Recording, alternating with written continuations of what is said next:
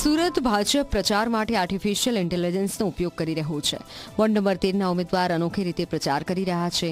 એઆઈનો ઉપયોગ કરી ગીત બનાવવામાં આવ્યું છે, જેના માધ્યમથી વિકાસના કામોની ગાથા લોકો સુધી પહોંચાડવામાં આવી રહી છે.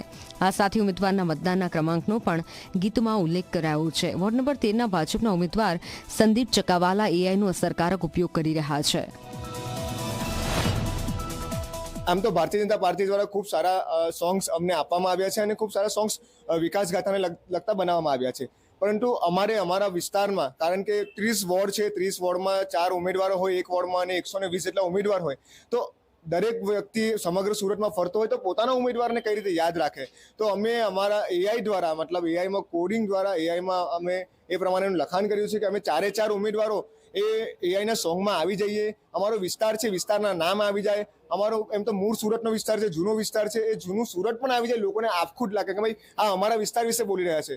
અને બીજું કે અમને જે ક્રમાંક મળ્યા છે ચૂંટણી માટે ઈવીએમના, જે ઈવીએમનો ક્રમાંક પણ આવી જાય.